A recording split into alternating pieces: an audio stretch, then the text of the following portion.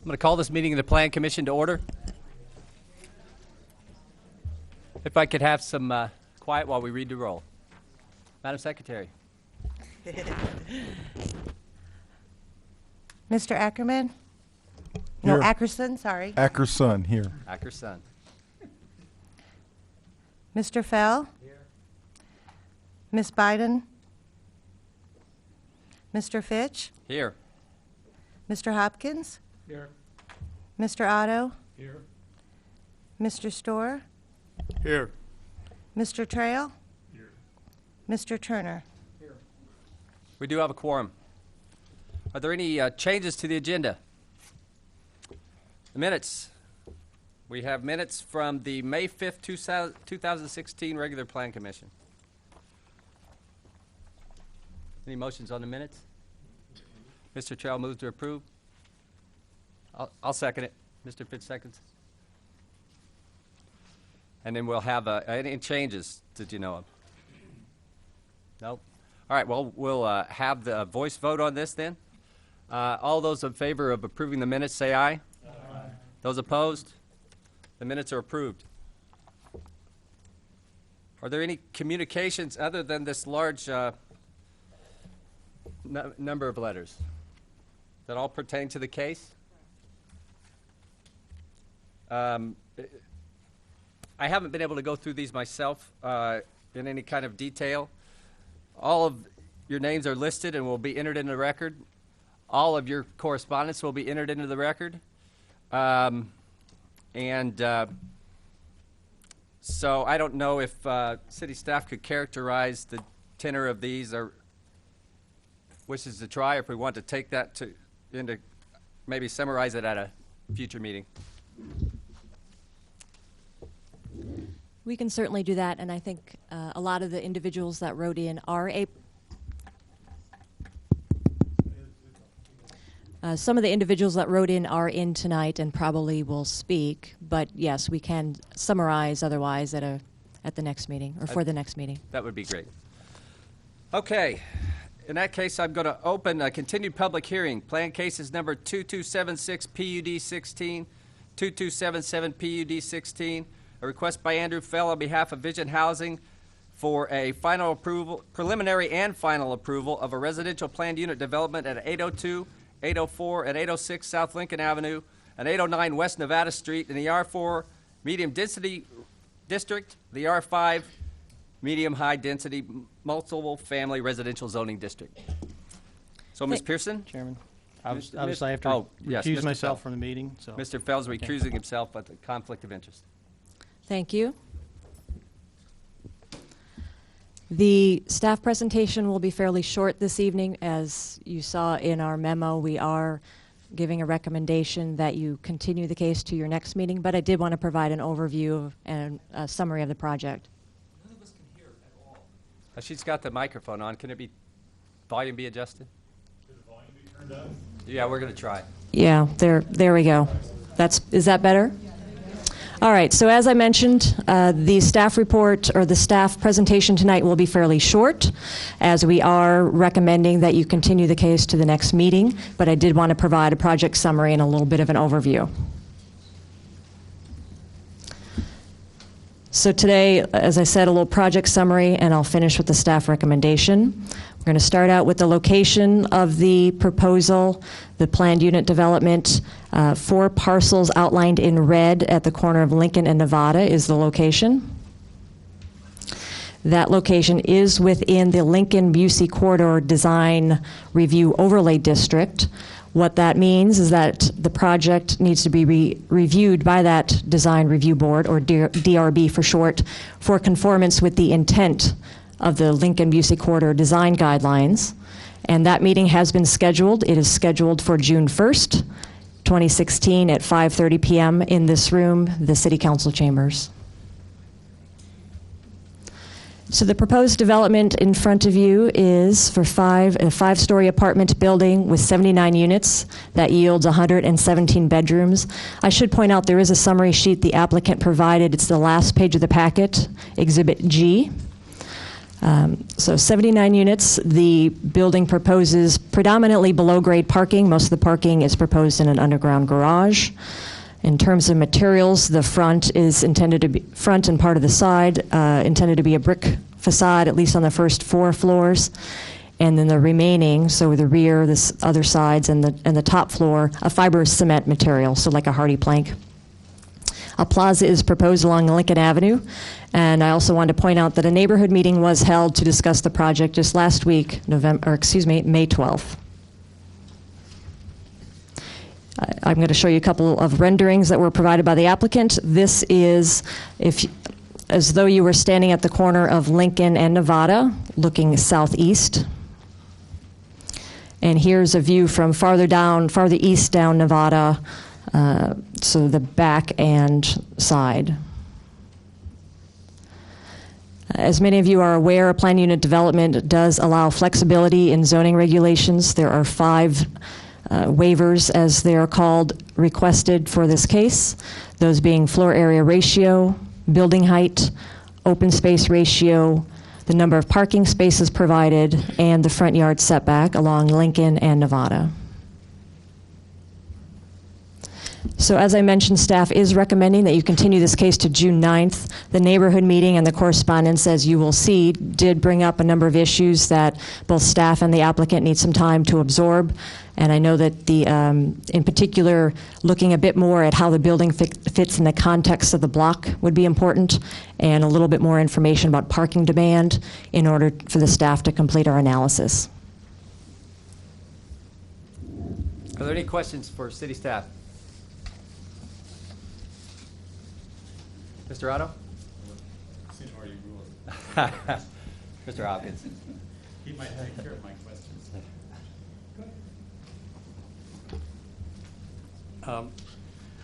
I'm both on the Plan Commission and the Design Review Board. I've got my thing turned on. Is it coming through? We can't hear you. Talk into the microphone. Please. I'm on both the Plan Commission and the Design Review Board, although I will be out of town when that meets. But could you talk about the relationship between the authority of these 2 boards and specifically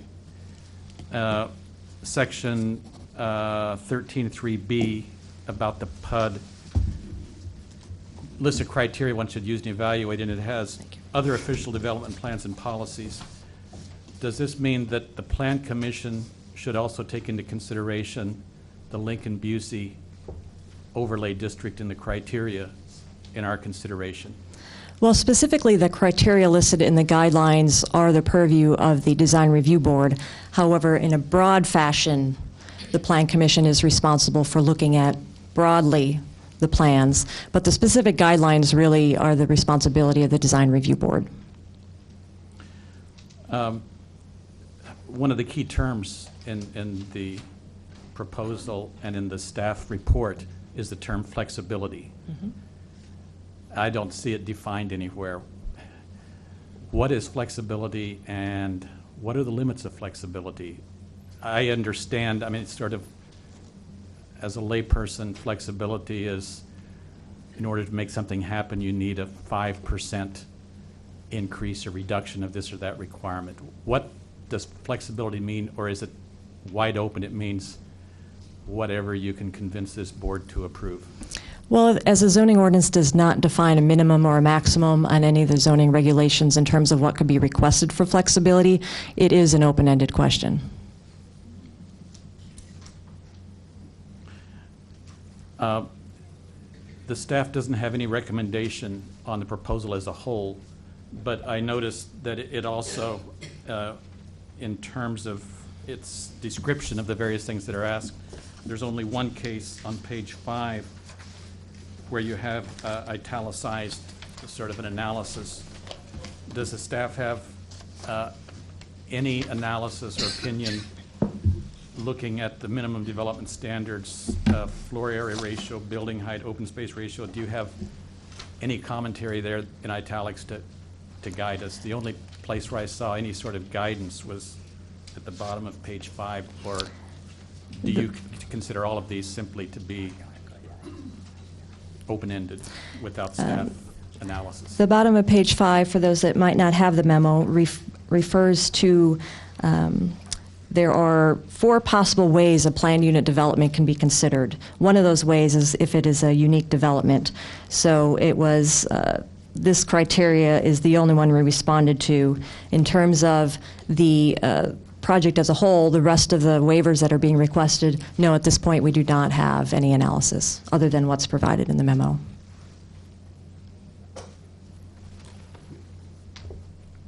You finished, Mr. Otto?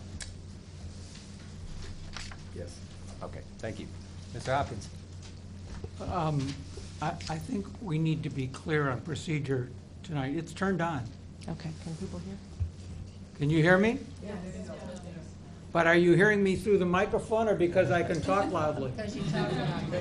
Okay, so I think the microphone system is not working. Not very well, so let's please speak up. I think we need to be clear on procedure. Actually, could you speak both into the microphone because it's probably taping it, Oh, okay. but then project for the audience? Procedure. Yes. So, I think we need to be clear on procedure, and we have actually not formally opened this hearing, which is a slip-up which we need to do. But given the recommendation from the staff, are we going to close the open part of the meeting and have the commission deliberate tonight, or not? I would think that some discussion will probably be in order. Okay, I think that should be the case, but Yes, wanted to I make intend that- to open it for deliberation, and then after we continue, reopen the public hearing and take some more. So you're gonna close it at this meeting, we are going to deliberate it, we'll reopen it at the next meeting if we choose to continue. That is correct. Okay. All right, so let me just, I did open the public hearing, but let me tell you about the procedures, if you're finished, Ms. Pearson. So the staff presents a summary of the case, then the petitioner will present evidence and state their case. Other proponents of the petitioner may be heard. Opponents may then be heard. Due to the number of people here who I expect to speak, we will limit each person to 3 minutes tonight. It will, again, if we continue the case, you'll have another chance to talk to us. We've also got the written communication. Then others may be heard on the case. Additional comments by the city staff may take place. The petitioner may then rebut, but can't introduce new evidence, and then summarize their position. Then we will, as Mr. Hopkins asked, we'll close this public hearing for tonight and do some discussion. If we choose to continue the case, we won't vote until a future meeting, in which case the public hearing will be reopened, and we'll go through this process again. So, I should point out the applicant is here to present. great. Thank you, Ms. Pearson. Is the applicant here and wish to address the Plan Commission?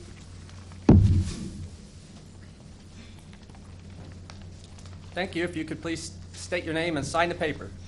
Yep. And speak into the mic. My name's Adrienne Strom. I'll go ahead and sign in real quick. First off, I'd like to say that we are aligned with the city's recommendation for continuance, given the neighborhood's concerns as well as the city's comments.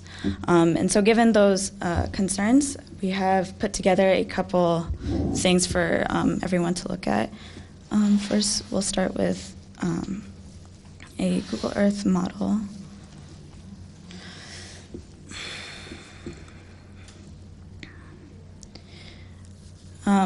Please excuse the glitchiness.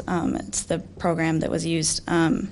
So we left the houses intentionally in to show the relationship of where the building is being proposed to where the buildings are right now.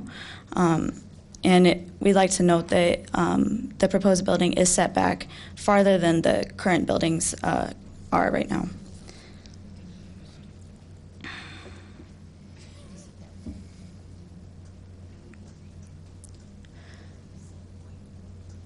Yes, this is the building right there.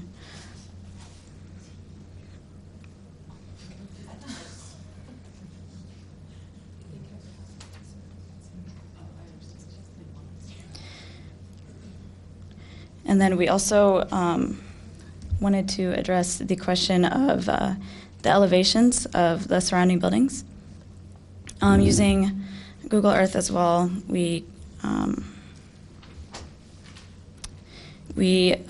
measured the buildings surrounding. Let's see if I can close this. So in the center, you can see our proposed building with a maximum height of 56.5 feet. The majority of the building is about 51 feet tall, 52 feet tall. Is this vertically scaled as well as horizontal? Yeah, everything is proportional. And there's also a graphic scale for your reference if you want to use that. So this is just looking from the west down Lincoln Avenue. Given the buildings surrounding, it's our belief that the building is not out of proportion or out of scale compared to the surrounding buildings. Please, thank you. Awesome. Okay. The buildings on Nevada Street. Excuse me, sir. The buildings along Nevada Street are mostly group houses. There is one single-family house there. Additionally, I would like to mention that the buildings along Lincoln Avenue are, none of them are single-family houses. They are all apartment buildings or fraternities or other buildings like that. Additionally, we've included the Family Resilience Center across the street, across from Lincoln Avenue. Given the amount of time that we had since this was requested last week at the neighborhood meeting, these are about as accurate as we can get for now until a survey is completed, which we would like to dive in more in the whole project. We would like to dive in more for the next meeting. So I can take questions at this time. Does anybody have any questions? Mr. Otto? The rationale in a PUD is flexibility in exchange for things that are not otherwise required. Could you enumerate what are the things beyond minimal code requirements that you're offering in exchange for the flexibility?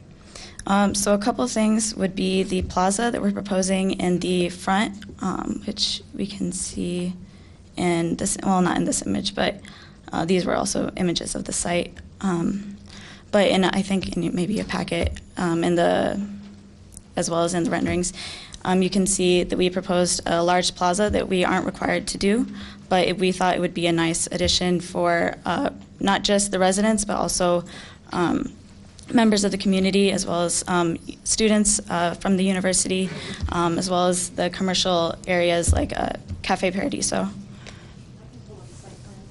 That would be great.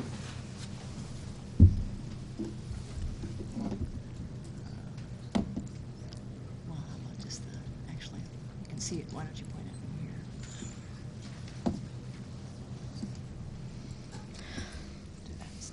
You can see it on the bottom right side of the screen.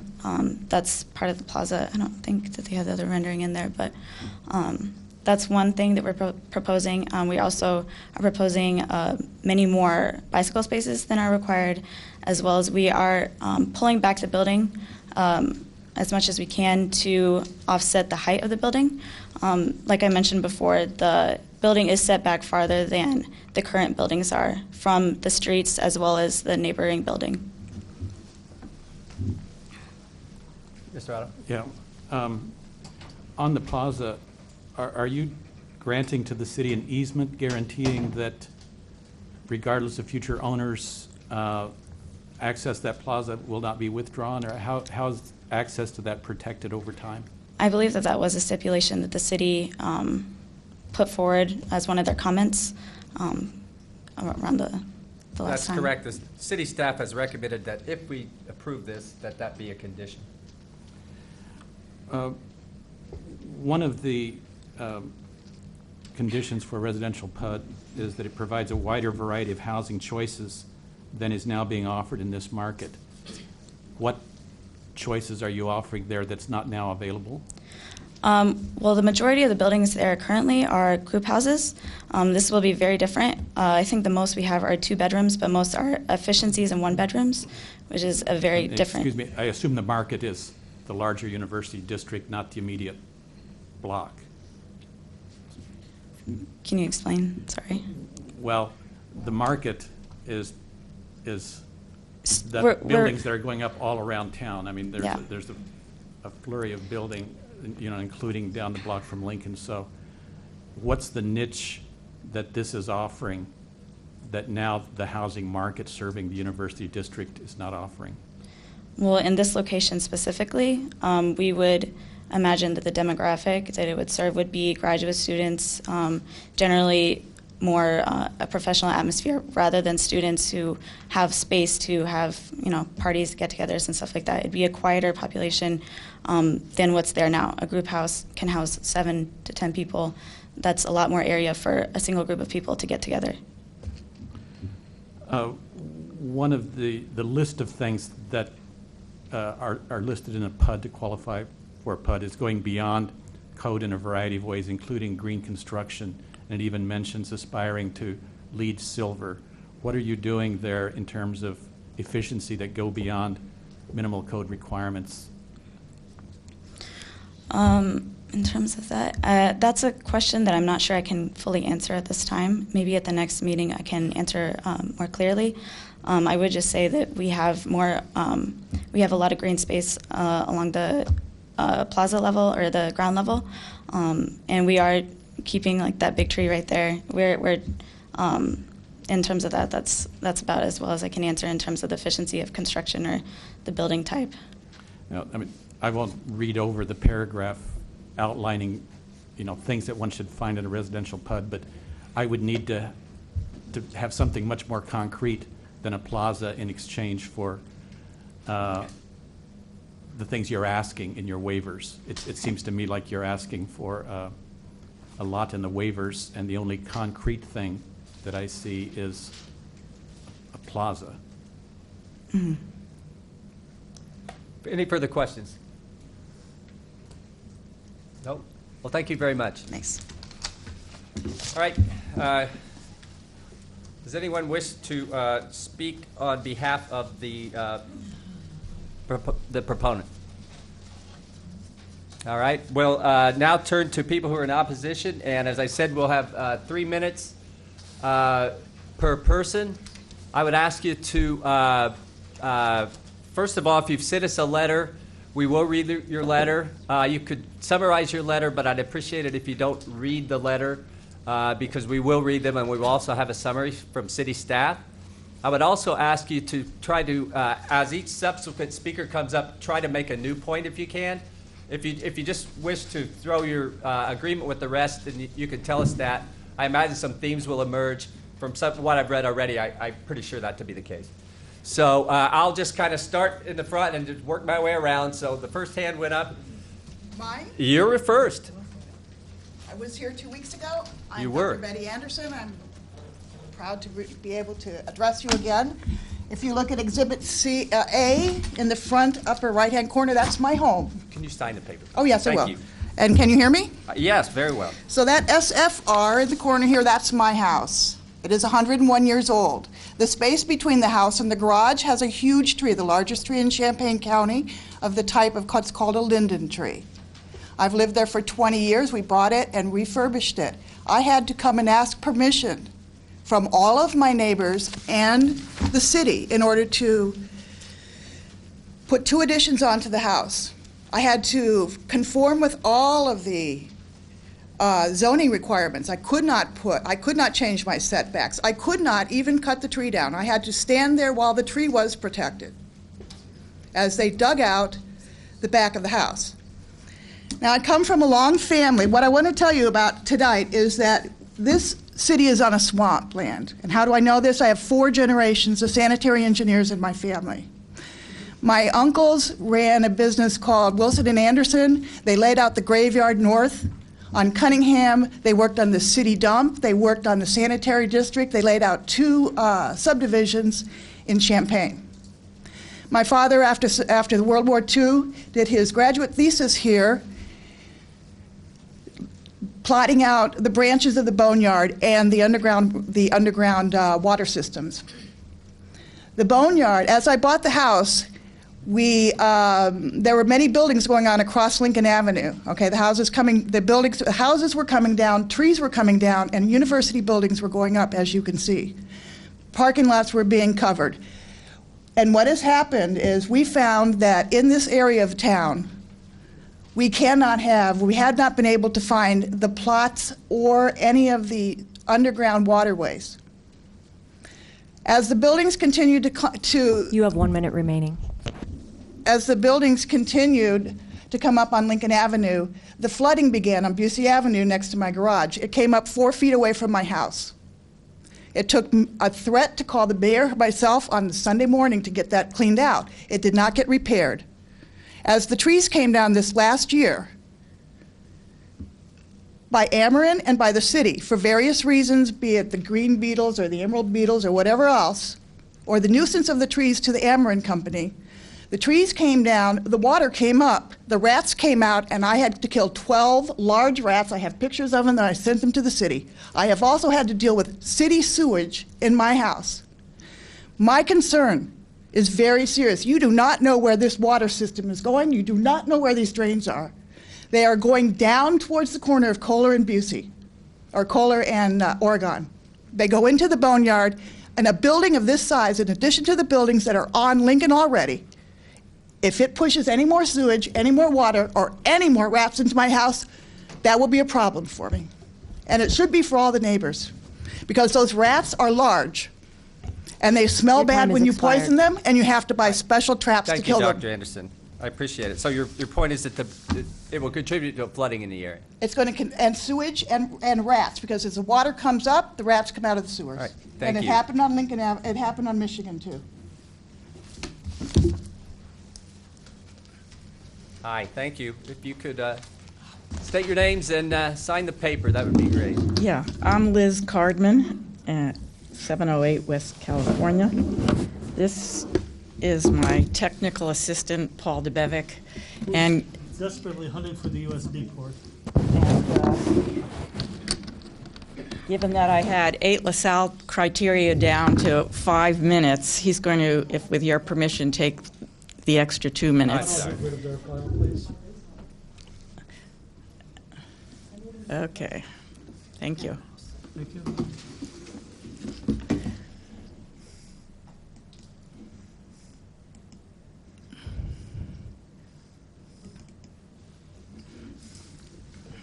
You want to expand it? Somehow. Well, okay. Well, we'll carry on with limited viewing. I oppose the proposed PUD. Tonight, you're not just deciding on this application, but you're determining the future of West Urbana. Well, we have to, okay. As the slide shows, other PUD empires loom where investors have bought multiple adjoining properties. To this and other potential PUDs, my objections based on the LaSalle criteria are, 1, regarding nearby properties. The proposed PUD is not compatible with the neighboring properties. These parcels are within the Busey corridor and zoned for R4 and R5. The zoning map shows that the neighborhood to the east, which the corridor is a part of, mostly R1 and R2, with the exception of scattered R7 properties. 2, diminishment of property values. Existing buildings on these parcels comprise 2 R2 duplexes, a 4-unit house, and 1 university housing. Property values would actually increase if built to the legal zoning of R4 and R5. While property values would appreciate even more with a PUD, that same PUD would actually diminish property values of nearby single-family homes. Look at the bar chart. It shows how the assessment of my own home in the 700 block of California is much lower than comparable homes to the south, simply because I live near grandfathered properties, run-down rentals, and large apartment complexes. A similar diminishment of property values will inevitably occur for R2 properties near the PUD. Tipping points happen, as my immediate neighborhood shows.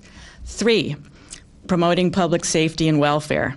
A PUD would adversely affect the safety and general welfare of the public because of a 10-fold increase in residents from 8+ units to 79, and a greater footprint with less parking required. Please note the consequences on the public safety and the environment. 4, public gain versus the owner's hardship. The developer recently bought the properties you see, knowing fully their assessed values, knowing fully their condition, knowing fully their zoning. Thus, he can't claim to suffer a hardship if denied a PUD. Let the speculator beware. As noted, if he builds to the current R4 and R5 zoning, he would still enjoy significant gain over current usage. Further, if the existing zoning is enforced, it will be a far greater gain to the public living in the adjoining neighborhood as other LaSalle criteria reinforce. 5, suitability of zoning. The only PUD in the corridor is the 3-story neighbor house. It's a cohesive, communal residential unit in scale with other properties in the neighborhood, unlike the 5-story Lincoln Plaza with 79 separate units. 6, is irrelevant. The properties haven't been vacant, at least through this past spring semester. As you see in these photos, taken only yesterday, some are still occupied. 7, care in planning land use. I'm sorry, I missed the 1-minute warning, but your time has expired. I don't know if the chair would grant an extra minute. They had trouble setting up, so please. I only have 2 more to go. 7, 8, and a summary. Okay, 7, care and planning land use. Community involvement in planning for this neighborhood has been extensive since 1990 with the Downtown to Campus Plan and more recently with the 2005 Comp Plan. Other neighbors and I met with city planning staff to craft the 2005 zoning and design guidelines for the corridor to protect the adjacent single-family residential neighborhood. Note on the slide, the comprehensive plan is not subtle. We must, quote, preclude further encroachment of higher density buildings. The proposed PUD is more than an encroachment, it's an invasion. West Urbana neighbors raised funds for the historic Urbana street signage, which you see, to signal the psychological and physical divide between the west side of Lincoln, the campus, and the east side of our quiet residential neighborhood. The comprehensive plan formalizes the intention of this signage. I'm going to need you to wrap up your presentation, and please. May he take my remaining 2 minutes? You know. Take your remaining 2 minutes. And if you would please submit your presentation. I have that, and as well as some other handlights. LaSalle criteria number 8, the community need for the use proposed by the applicant, which I note the commission has already asked about. Well, Mr. Saunders himself is, a few days ago, were probably on the tail end of this construction boom. So, in fact, there really is no need for this PUD. So Mr. Saunders, in fact, agrees. My handout that we'll give to you reinforces this point. Lastly, the Planning Association, making a great neighborhood isn't magic, but as West Urbana shows, it takes a community where residents are involved with their neighborhood and plan for its future. Together, the city and the citizens can continue to make this neighborhood great. The proposed PUD will be detrimental to this goal, and I ask that you deny the application. Thanks for the little bit of extra time. Thanks for the consideration. Thanks for your testimony, and we're happy to have your handouts. This side? Okay. Well, thank you.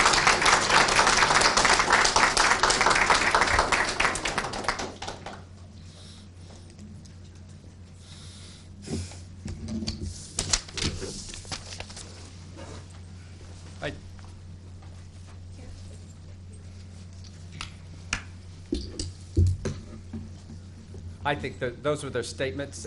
Would you mind providing a copy of your written statements so she can more accurately reflect them in the minutes? I can make a copy of them. When does my time start? 2 minutes ago. 2 minutes ago. No. Go. Hello, my name is Mary Alice Wu. I am the single-family residence left on that block. I am here today to summarize some of the points that my neighbors and I have made. I will try and not cover ground that has already been covered by my wonderful neighbors here. So, I am here today to express my unequivocal objection to the proposed planned unit development at Lincoln and Nevada.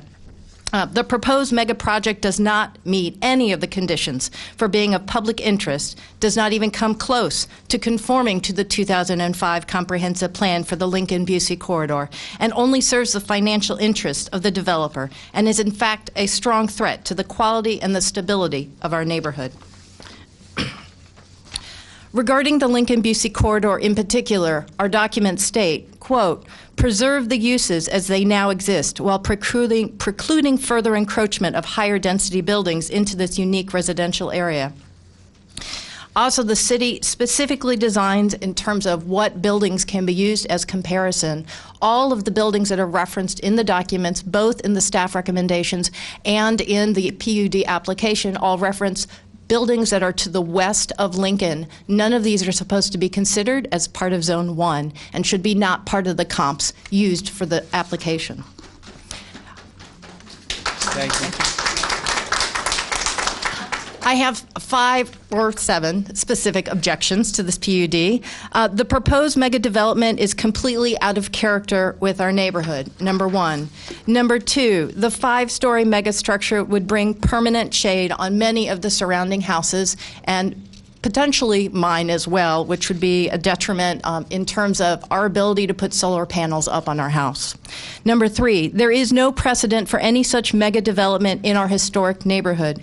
Number 4, there would be a perverse incentive for owners of rental houses to neglect them in the hope of having their property purchased by developers with deep pockets. You have 1 minute remaining. Number 5, density and congestion in the neighborhood would get out of hand. Number 6, the values of single-family homes, as my neighbor had already said, would continue to go down. I will end, because I only have a few seconds, with my last paragraph here. To summarize our views, we strongly believe in the property development that fits in this neighborhood.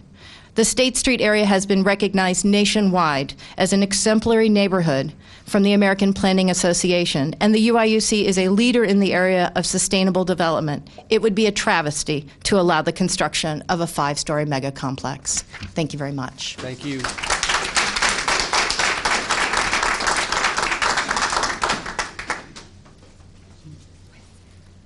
And as always, if you could state your name and sign a sheet. Thank you.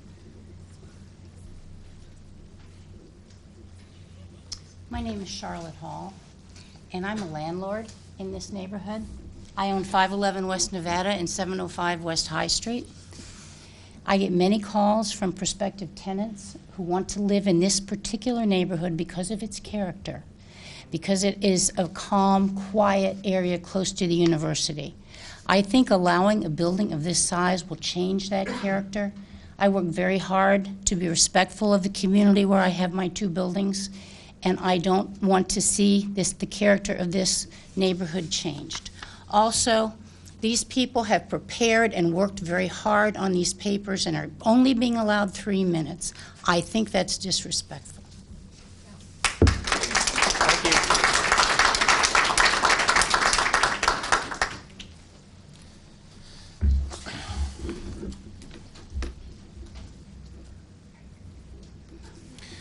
My name is Steve Scher. I live at 703 West Vermont. I just want to go through some of the things that you know, some of these will be repeats, some of these I think will have not been said yet, but that I think form the strongest basis of my objection. I was particularly, as the discussion among the neighborhood has been going on over the last couple of weeks, I was particularly worried about the height of this proposed building, and I've been driving around the last 2 weeks looking at buildings to say, what is 5 stories, what does that look like? And I have a big problem. I have to say that after the presentation by the developer today, I'm perhaps more worried about the mass of the building kind of going across. And looking at those pictures, I think one of the things we notice is not only is the building, you know, substantially higher than all the buildings in the neighborhood, it's also substantially wider and covering, you know, I forget the abbreviations, the FAR and the OSR and all these things. But I think that's you know, it's sort of like plocking down a big, huge rock of a thing in the middle of a small, sort of spaced out, lovely forest of built environment. And I think that would really make a serious change to the feel and the area in our neighborhood. I wanted to point out a couple other things. two other things based on the presentation by the developer that I realized. She mentioned that there are no more single-family residences but one, but Mary Alice is on the block. But if I look at Exhibit A, there perhaps is only one on the south side of Nevada, but there appear to be quite a few on the north side of Nevada, close to the Busey intersection. So I think that there still are single-family residents in that area. I want to reiterate also what Mary Alice mentioned about the comparison buildings. I think that should not be considered if the buildings are on the west side of Lincoln or further north.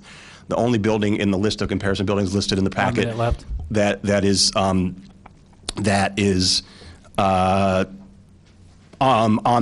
the east side of Lincoln in that same general area is the neighbor house, which is much less over the limit of the legal height. Quickly, I want to just add the parking issue is I think just a complete deception. I have no way of knowing how the developers know that fewer students are bringing cars. And that may be particularly, and even if that were true, it's true of undergraduates, but the developer presenting today said that she expects this will be mostly grad students, and I don't think I know any grad students in this town who do not have a car, sometimes two if it's a married couple. And so I think it's just kind of a complete smokescreen. That I think is a major concern for me. And lastly, I want to reiterate another point that's been made, and I'll say this really quickly because you guys already heard already, and you said not to say anything that hasn't been said before, to make new points. A bad business decision, it's not the responsibility of the city or of the neighborhood to make exceptions to someone for a bad business decision. Knowing what the zoning limitations are in an area, when someone buys a property, they should take that into consideration and how much they pay for the property. And if you can't make money without exceptions, then don't buy it. All right, thank you. Yeah. Thank you.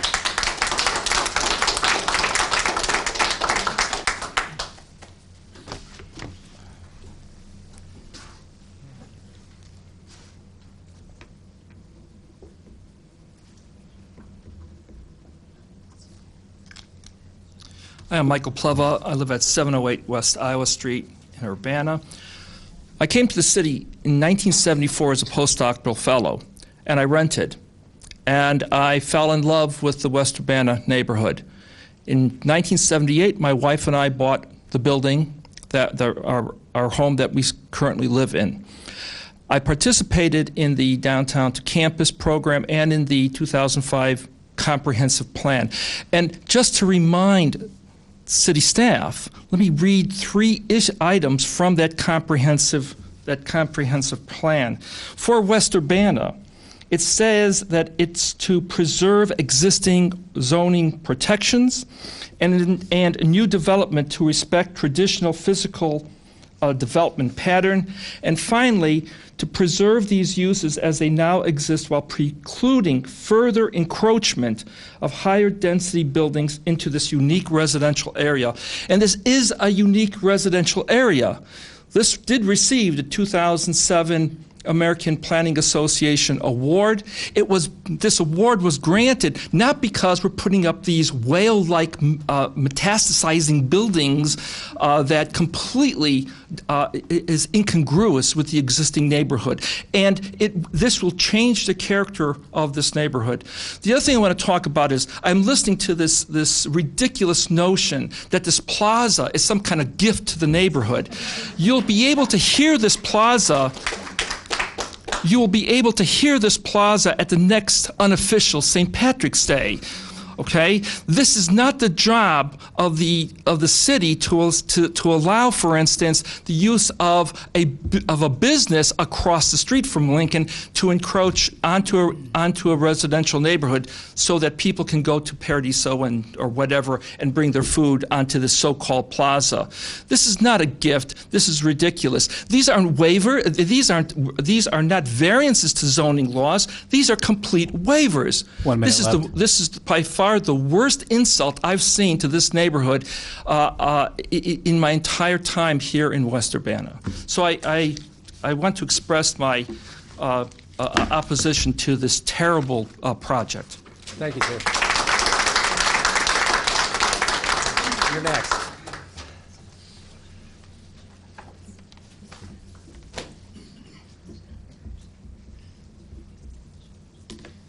Hi, my name is James Story. I live at 807 South Birch Street in the Woona neighborhood. Some of the points have already been made. I just want to reiterate the definition of a PUD must be compatible with the Urbana Comprehensive Plan from 2005. It's stated in the zoning ordinance. City staff has made a very disingenuous statement in this application that says that the PUD, as proposed, is generally consistent with the goals, objectives, and future land use in the 2005 Comprehensive Plan. All of us can see that this is blatantly untrue. I'll reread the 3 points previously made. Strategies for neighborhood stability, specifically as applied to the Woona neighborhood in the 2005 Comprehensive Plan, preserve existing zoning protections. That's not complicated. New development to respect traditional physical development patterns. And finally, specifically for the Lincoln-Busey corridor, preserve these uses as they now exist while precluding further encroachment of higher density buildings into this unique residential area. There's no justification for a PUD that violates the comprehensive plan. City staff should not be bringing us support of a PUD that violates the comprehensive plan. We shouldn't be coming here to argue about it over and over again. Thank you. Somebody, the second row, yeah.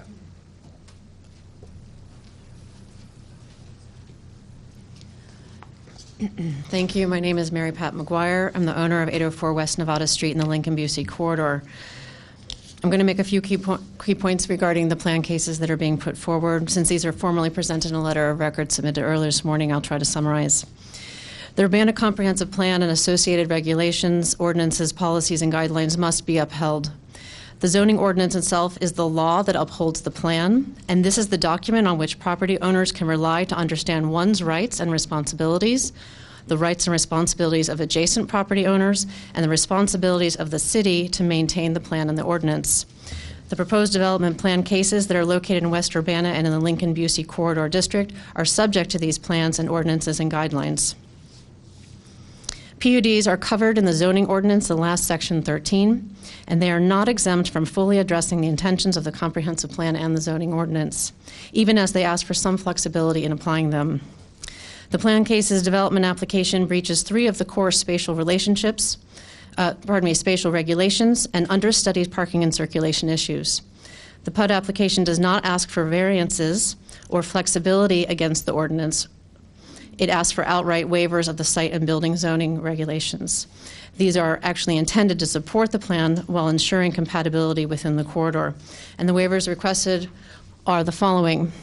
They want to waive the building height maximum of 35 feet for a building height of 58 feet, which is a 165 increase over the maximum for R5.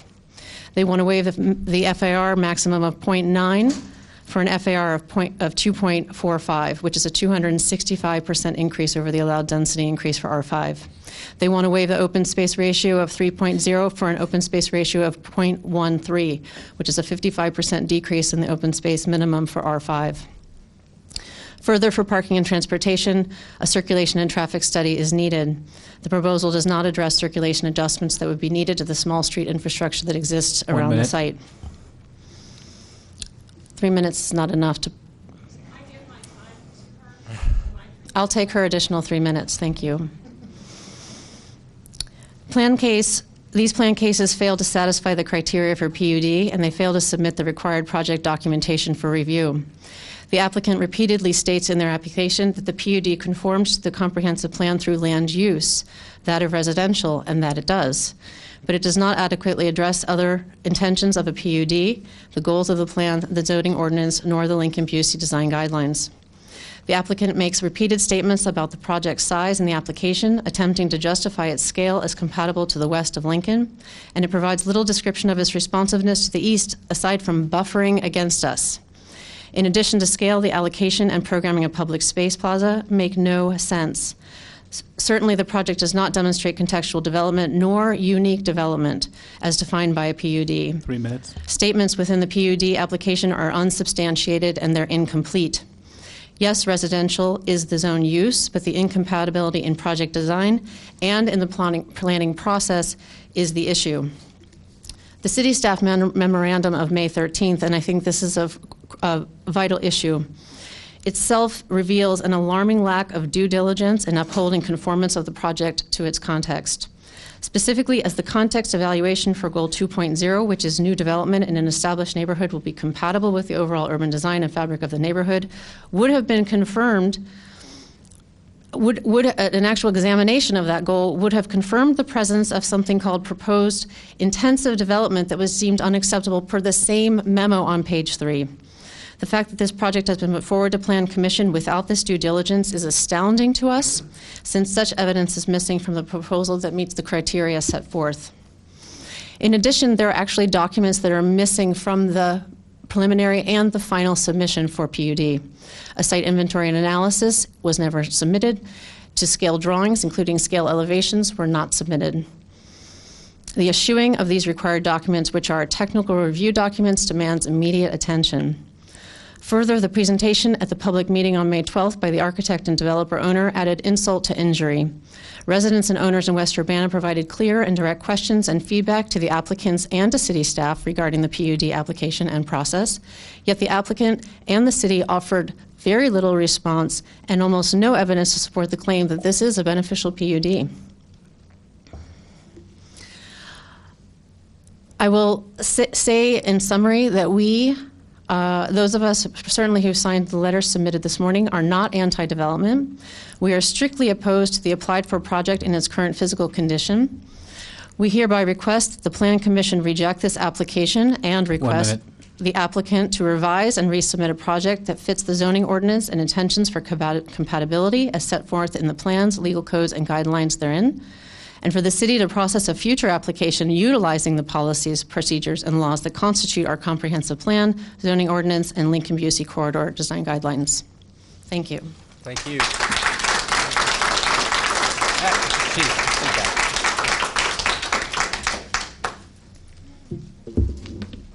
Yeah, if you have written, I think we've got the letter. No, I didn't.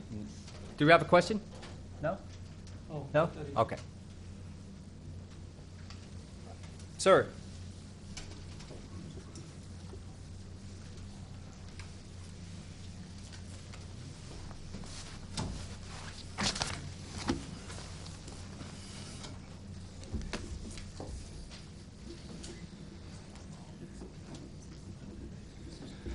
Hi, Thomas Baker. I'd first like to thank all my really wonderful Egghead neighbors who have done so much wonderful, wonderful research and have done a lot of hard work on this. I would like to know what's going to be done about safety in the crossings on Lincoln Avenue. I understand, I don't know that it's true, that someone was killed 2 years ago at the intersection of Nevada and Lincoln. You know, there's a dog leg there, and a lot of people like to cut across and such. And there will be a lot more people living right there, going right across there. I shouldn't go off the cuff, should I? Another thing that I would like to know is when is this project to commence, if it is okayed? Because I have a legal lease for September of this year through July of next year in 809 West Nevada. I think that I will ask that question of the petitioners when we ask them to come back up. Okay. And could anybody tell me to whom I should go to find out what my legal rights are as a tenant? Well, I would suggest you get an attorney. Certainly not the job of the city staff. It's not the job of the city to protect its citizens. Advice. Yeah, we can't give out legal advice. I don't think any of us are even lawyers. Oh, Mr. Trail. Yeah. No. Yeah, I'm a doctoral student at the university. They'll take care of me, I'm sure. Thank you very much for your time. Thank you. Sir?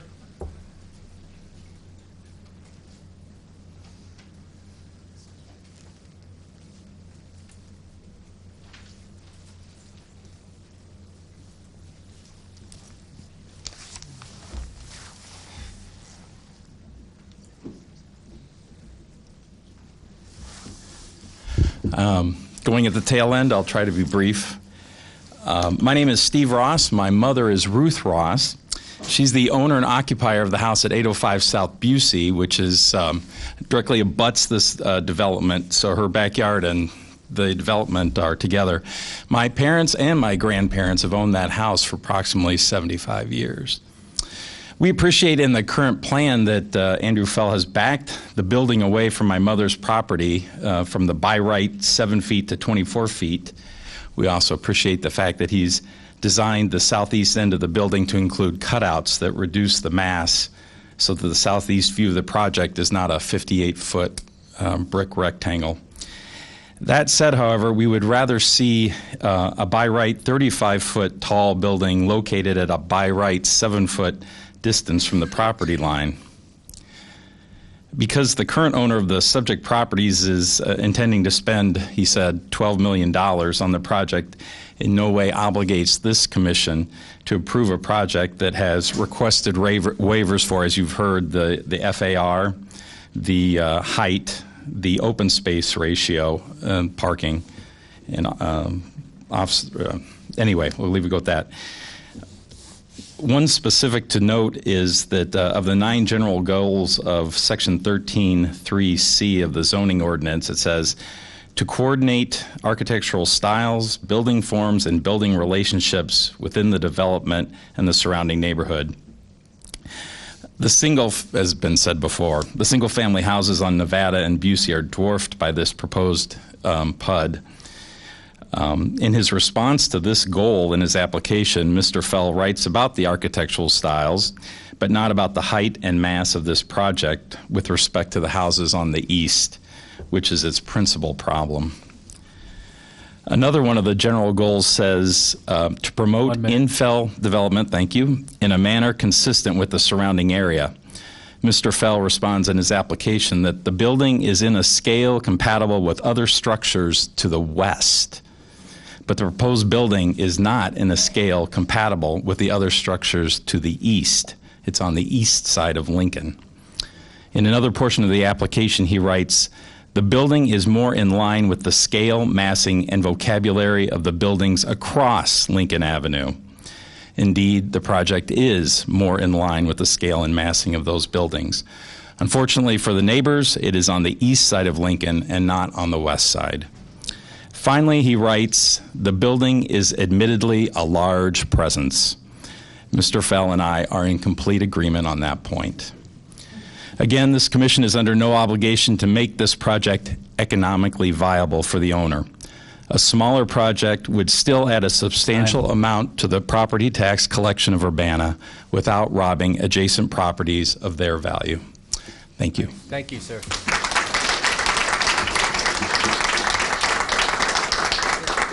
Anyone else? I think the gentleman's hand went up first by a whisker.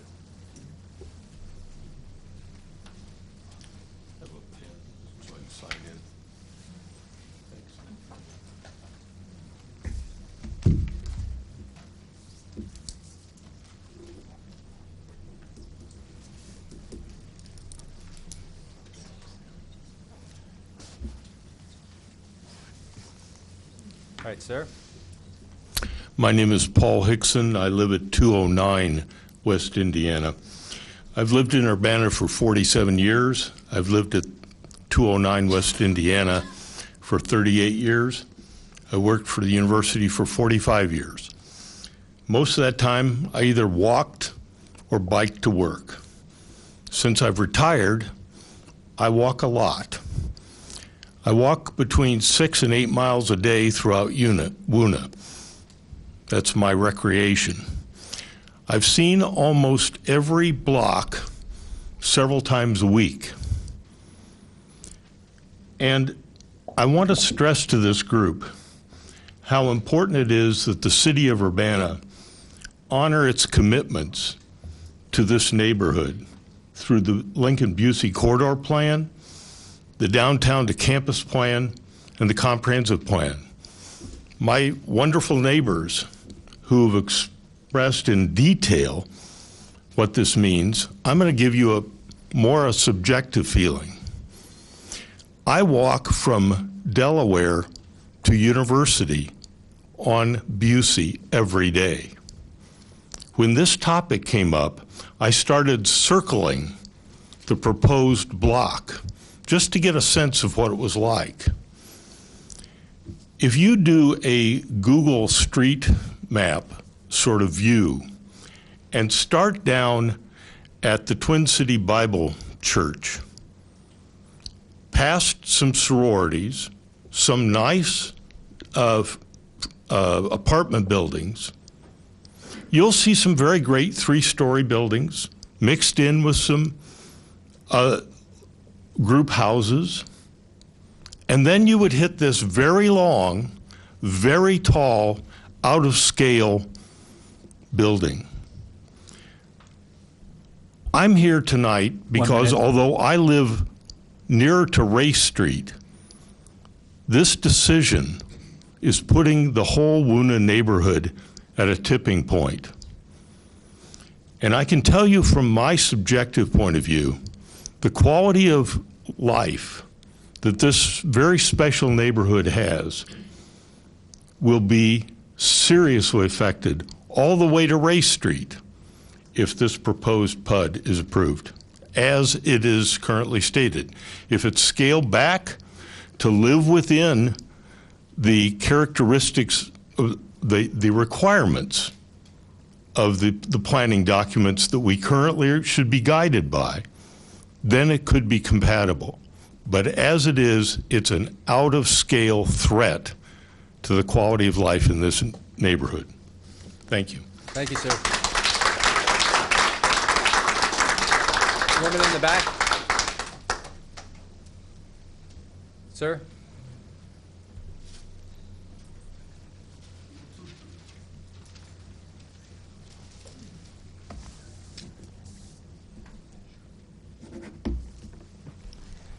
My name is Mario Valateriboni. I'm an Italian citizen, so sorry for my English. I'm here as an officer of the Gamma Alpha Society. There will be the David next to the Goliath. We will be, as you can see from the map, kind of hugged from this building. I'm not going to assess all the technical issues that have been reported by my neighbors. I'm a baby in this community because I've been living here since 2 years and a half for my PhD.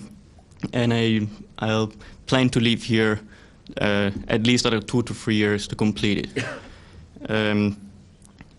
We are opposed to this project, and by we, I mean myself and the other 10 tenants of the unit, so I speak on behalf of the entire people.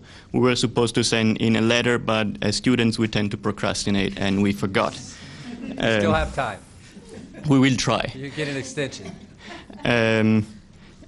I think that many concerns have been pointed up reasonably, not moved by personal reasons, but by real belief on this neighborhood. I think that the shade, especially that this building will cast on 807 West Nevada, will be extremely detrimental for our building, especially since it will come from 2 sides of the building. We've put as students, because we're all graduate students and we're not a fraternity, we accept also female students. We've put a lot of work ourselves. We don't have a lot of money as a fraternity or a corporation. We tend to do everything firsthand. For example, if you see the spots of paint on that girl that comes from myself painting the columns, and we're planning to get the house painted outside by professionals because we cannot do it ourselves. And I think that every hour of work that we put inside an house that is not ours but is of the community will be ruined by a project that does not fit inside of the community. Thank you.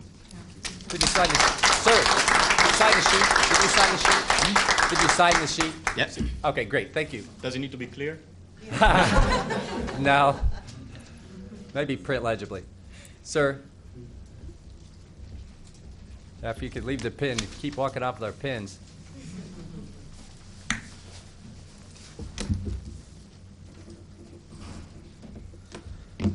Good evening. My name is Russell Dietrich, and I just want to first say thank you for your time this evening. I moved to the Champaign-Urbana area in 2005.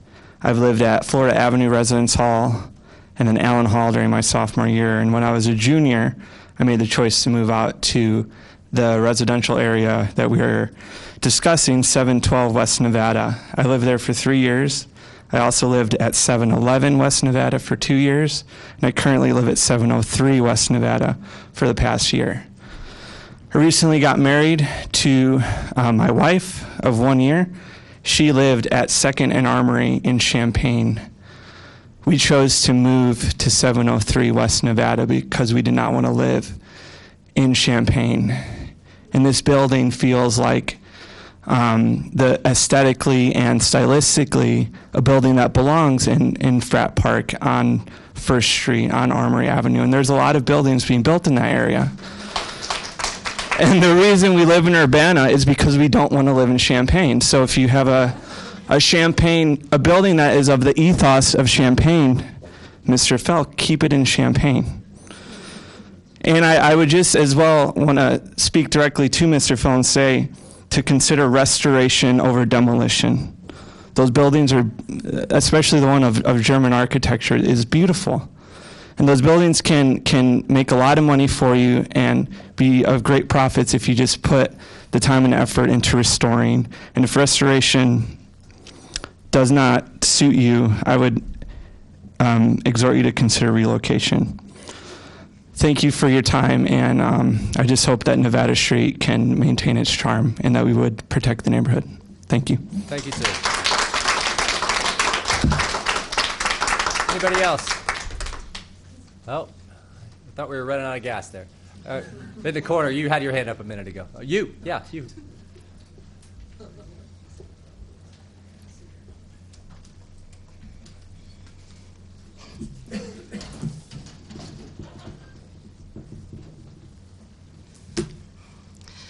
Hi, my name is Diane Pleva, and I live at 607 West Ohio Street. I've lived in West Urbana neighborhood for 30 years. I was born here, and I've been a child here, a young adult, and I lived here as a college student. I recently purchased a house in Woona with my husband to start our family. And it's a diverse neighborhood, and it can be difficult to accommodate everyone. We have families with young children, we have retirees, and we have college students, et cetera. One reason why we have zoning ordinances is to serve the best interests of the neighborhood, and I frankly do not see this building as serving the greater neighborhood.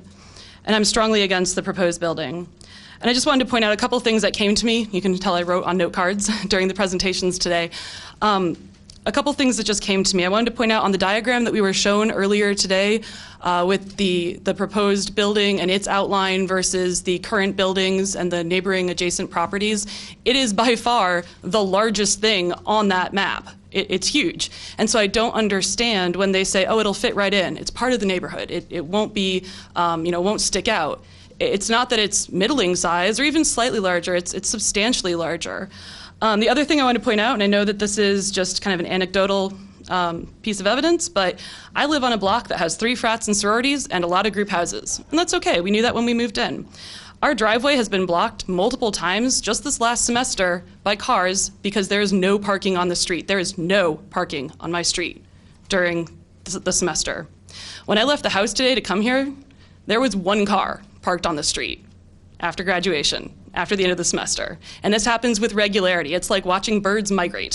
So I guess I just feel that while, yes, there was the study that shows that in Champaign, there has been a reduction in parking permits.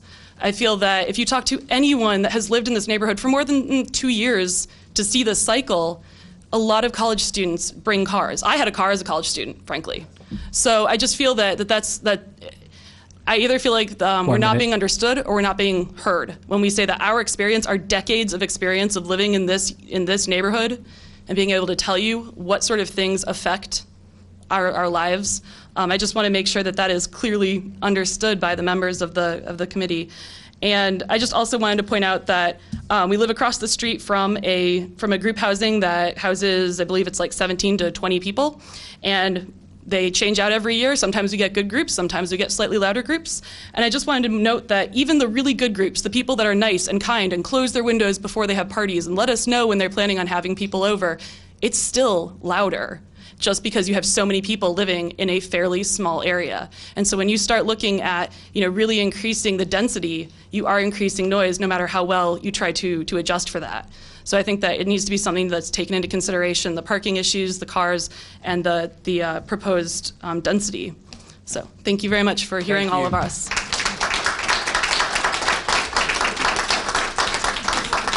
Sir in the green in the back, and then you'll be next.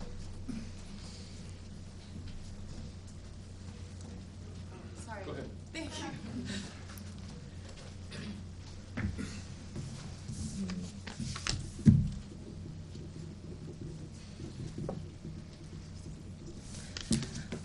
Hello, my name is Colette Hammond, and I live in 804 South Lincoln Avenue. Hi, neighbors. I just want to say I'm totally against the development. I want my house to stay. I love my house, and all of my roommates do. There's 6 of us there right now, and ever since we moved in, the attic was closed off, and so were some really big rooms in the basement. And after thinking about it, recently we just broke into the attic because the door was screwed shut, and there's room for at least 2 or 3 more bedrooms up there, and there's enough room for probably three rooms in the basement also. So if you would just restore the house and, I don't know, and make room for more people, you can make more money that way. Just please don't knock down our house, is all I have to say. Thank you.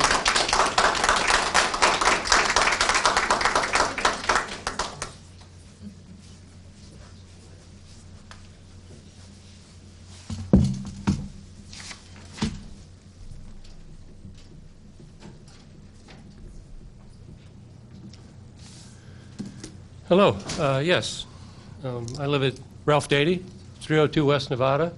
I've lived there 20 years, and I like it in Woona very much. I'm glad to be a resident in West Urbana, and that's because it's a unique community, and it's been nationally recognized as such, and I assume that there was a reason that it was nationally recognized, and it's because of the character and the housing and the opportunity that West Urbana offers.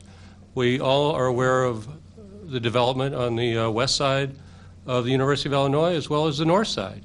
And that makes our neighborhood a lot different, where people can live and raise families, walk to the university, walk to downtown Urbana. And I'm concerned that this will be a significant change. It's going to be different than what's there now, significantly different. To me, that sets a precedent, because that's what a precedent is when something happens that wasn't there before. Once we establish the precedent of these large-scale buildings, I foresee that others will attempt to exceed or meet what's already there that has been granted. And I find that, to be a big concern. As far as the developer, I think he has other properties, I've read. So I don't think he's walking into this and he's just somebody that picked up a couple houses and wants to develop it. I think he has significant other properties and knows exactly what he's doing. Yeah. And I think others will try to build on what he's attempting. As far as specifics, just to go over a few of them there, I think that this does go against the comprehensive plan. I have concerned about the safety, particularly for pedestrians and bicyclists. There's a lot of young children on Nevada Street. There's a lot of families there, as well as Indiana and Ohio and all other streets in West Urbana. It's a residential neighborhood. 1 minute. All right. I think that somebody did mention the water drainage, and I think that could be a problem. The traffic and the parking has been mentioned several times. It will increase traffic. I would foresee people have to come down Nevada and then go down Busey and then come back around, because it's going to be very difficult to get out on Lincoln from where they are. I think it will impact property values as people become more concerned. If we don't believe the laws and the rules and the regulations that we make our decisions on, then we have to reevaluate those decisions that we will be making. And I think a lot of people live in Woona because it is a nice neighborhood, a recognized neighborhood, and they don't want to see it change. And I guess that's all I have to say right now. All right. Thank you, sir.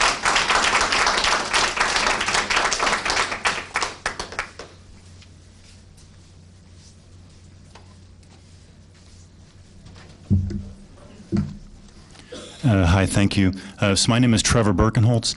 I live at 714 West Iowa. We've lived there for 3 years with my wife and family. I'd like to add just one thing in addition to all the really poignant comments that my neighbors and friends have made, is that the Planning Commission is designed to uphold the rules that have been in place by previous commissions, right? And that those rules have been put in place for very particular purposes and rationales and through a painstaking process. So I would actually like to hear from Mr. Fell directly why, as someone who's been charged with upholding those rules and ordinances, has designed a building in complete violation of them. And so rather than recusing himself from this process right now, I would like for either him to address us personally or release all communication that he's had with respect to the rest of the commission and with the developer on this property. Thank you. If I can, I'm going to address that.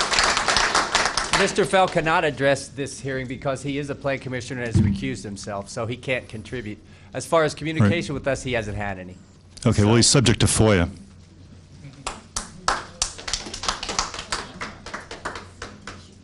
Sir.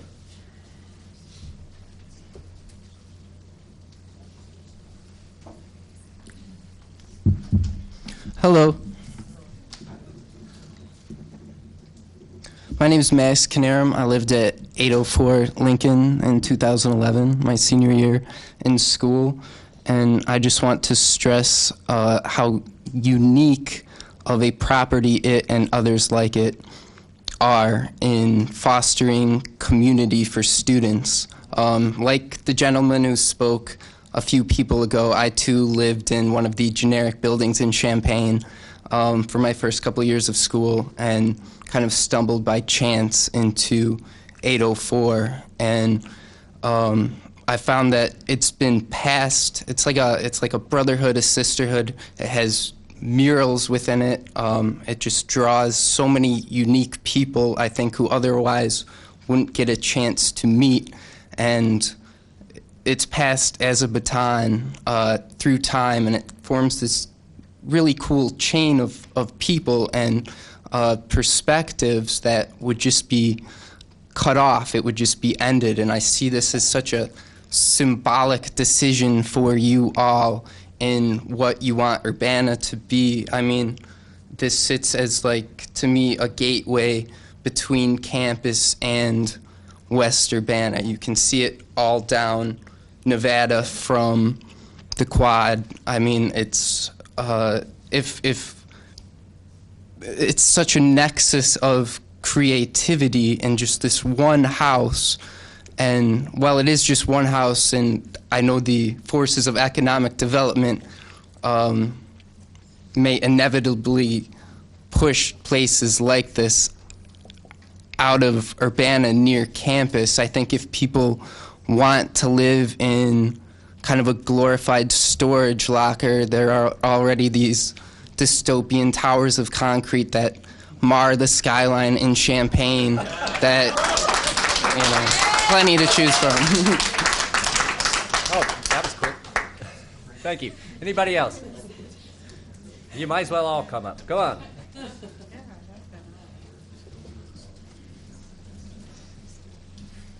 All right, sir.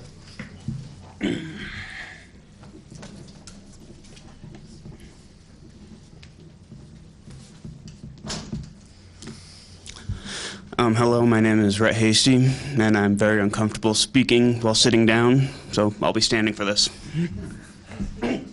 Yeah, make sure the mic can pick you up. That's all right. Hi, everybody at Urbana.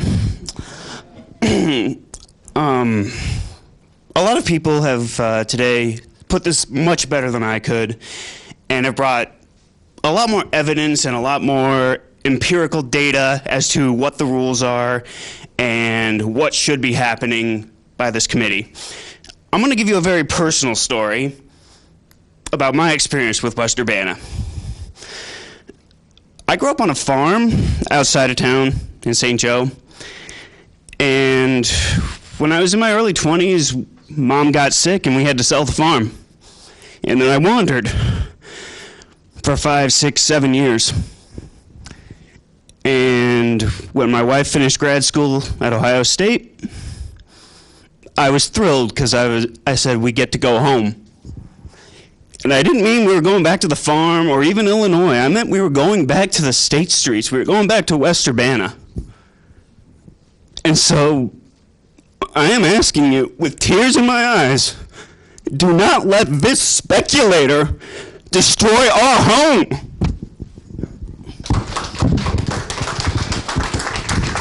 Thank you. Anyone else? All right, thank you all for your testimony.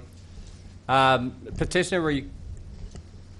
Oh, I'm sorry. I just wanted to point out when you get ready to, if you're going to continue the public part of the input, I wanted to just state something, but you're not there yet. So. Not quite. Does the petitioner wish to address the Plan Commission? I did want to ask you the one question that I was asked about. Do you have a timeline in mind, assuming approval in some reasonable time frame? Hi. Hi. Chris Saunders, Green Street Realty. Great, thank you, sir. Just got here. Sorry, my I knew you had a comment. Daughter had an 8th grade graduation, so I just showed up at the tail end of this. So yeah, I'm here to answer any questions you have. Well, the main question we had was from a resident. Do you have any kind of timeline in mind for if you gain the approval? Sure. We've got leases, through August, so we wouldn't do any kind of demolition work till the leases are up. So our plan would be to demolition the properties after everybody's out, and then we would start. We're kind of in a tight timeline on this for approvals, with the idea that the architect still has to draw the entire building. All we really have now are the schematics, floor plans, renderings. I mean, the real work needs to go into the full set of plans at this point. But it would be a fall start, and it would be completed in August of 2017, timeline-wise. All right. Any further questions for the petitioner? Mr. Otto? Maybe to come back some questions that previously your assistant wasn't able to answer. One of the expectations of a PUD in exchange for flexibility is that you're exceeding zoning standards in a variety of ways. And one of the things that's specifically listed is energy efficiency, green building, even LEED certification. What are you doing that will exceed city code in terms of energy efficiency on that building? I think if you know anything about new construction, right now there's a lot of energy codes we have to follow to even meet the standards. With windows, insulation, those type of things are required to be very, very efficient, very high, high quality products. You can't just put in things that don't meet the energy code, which is very high. We also have, like we've mentioned, the underground parking is not a requirement. We're putting all the parking enclosed underneath the building with the idea that it would be a better spot for, instead of the stilted buildings you see really right to the next to the building where you've got cars parked underneath. It's not a good look. This has got all underneath parking in it. That's a very expensive, a lot of reason for our height is we've got about $2.5 million invested before we get to the ground level with parking, land cost, and we looked at this project a variety of ways. Obviously, the PUD is asking for more than the current zoning. As we looked at and evaluated the current zoning, the current FAR, the project just didn't work. So we asked for the PUD. Our PUD goes right in between the R5 zoning and a B3U zoning of a 4 FAR. So we're asking for a lot. We understand that, but we're also well within what you'd see on the other side of the street. We feel like Lincoln. That's all right. Easy. Yeah. All right, sir. So you're going to meet code. We've got to meet code to build the building. Yeah, we meet all the. Part of the PUD is. I'm trying to figure out what's the rationale here. Sure. You're asking for a reduction on parking. You're asking adjustments on FAR waivers, really. On I think, Lori, they probably. Can I get my question? Yeah, sure. Go ahead. So you're asking for substantial waivers, which one would expect substantial ways in which you're exceeding code. Sure. And that's what I'm looking for. Where does this project, because a PUD, in exchange for the flexibility, asks that you exceed what would otherwise be required. And you read the packet, I assume? I did. Okay. Well, I think they address it in there. There's a variety of things. We had a plaza, community plaza, that we're going to put in this in this building. Andrew Fell, who cannot talk tonight, you might be able to give some more answers on the energy efficiency of it. But we're giving a plaza back, and obviously, there's a big tax benefit to the city of Urbana. I just read another article last night about how big a hole you guys are in. I mean, I'm a taxpayer in Urbana. This is not a insignificant amount of tax revenue you're going to get on 4 lots. I think you currently have, you're begging people in Urbana to do development. You're giving free tax away for anybody that goes in the enterprise zone to build a house, build a property. This is equivalent to me going out and building 50 $200,000 homes in a neighborhood, and I would get all the tax benefits right now, which would be no tax year 1, 80% tax reduction year 2, and so on for 5 years. On 4 lots, I'm asking for no tax breaks, and I think, I don't know the actual number, but I believe last time we talked about $160,000 to the city of Urbana towards the tax base. So I think that's significant. That's giving something back to the community. I don't know anybody up there in the position that the city's in right now financially is going to argue that that's not a benefit. I'd like to hear about that. Further questions? No. Further questions for the petitioner? Nope. All right. Thank you. Yep. Thank you. All right. At this time, I'm going to close this public input portion of the hearing. I just wanted to make sure that we're not closing the public hearing, so perhaps you could explain We're not closing the public hearing. This hearing, I believe, will be continued. So I'm just closing the public input for now, and then we're going to discuss for a while, and then continue it to the next date, in which case I'll open public input again, and people will get to provide testimony, and then we'll go through this whole process again. So, any discussion? Could we have city staff come back for some more questions? Sure. May I sit here because I have a lot of materials and it's easier? That's fine. Thank you. I'm struggling to understand why this is a PUD, other than it meets the minimal requirement that it's more than a ½ acre. It looks to me like the applicant wants to build something that he could build by right if it were B3 or B4. And the odds of that passing zoning board of appeals and so on is almost nil. I don't see anything here other than an attempt to circumvent the zoning. Can you explain what? That was the application that we received. Some of the comments, though, suggest that city staff feels on your summary of findings, number 5, page 11, the application is generally consistent with goals, objectives, and future land use in the 2005 comprehensive plan. With some of them, yes. We did point out in the memo, not in the summary, but in the body of the memo, that there are some areas that we are not able to analyze yet. But of the areas that you are able to analyze, do you think that the FAR is consistent with the 2005 comprehensive plan? That was one of the areas that we requested additional information so that we could complete our analysis. Anything further, Mr. Otto? Did you ask the planner anything about energy efficiency and these other sorts of things that are considered to be a part of a PUD? I mean, it seems like there's some fairly narrow things that are addressed. Bicycle racks, which are amenities that developers are having to include because people want to put their bicycles inside. That's happening all over the place anyway. The applicant himself and his assistant can't seem to address this, and the designer can't. What are we getting here in terms of a quality of a building that isn't already required? So the Busey-Lincoln corridor already requires high-quality exterior materials, such as brick, so on. So where is the plus, other than the plaza? Well, I don't have any information on the green building. That did not come up specifically. And in terms of the benefits, as I stated earlier, we have not completed our analysis. Perhaps some of the additional information that follows will help us do that. I'm not sure if Libby has something to add to this one. I would just add that we provided the entire ordinance and talked about the PUD there's a lot of different options in doing a PUD, and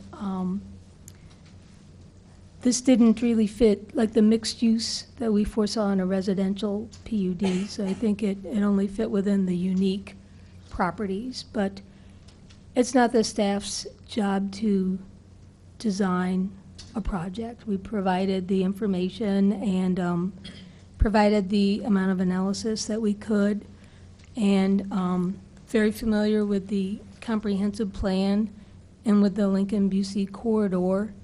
So there's a lot of analysis in the memo, which I know you've studied. And I just want to be clear that with the exception of one parcel, this is shown as high-density residential in the future land use. And then that's confirmed further in the inset. So you can see that there's a parcel on Nevada Street, one in, that has a different designation. And I think so for the Plan Commission's analysis, it's appropriate to consider what is high-density residential in terms of the comprehensive plan. And just what you're asking in the PUD, what is it that brings it, earns that flexibility?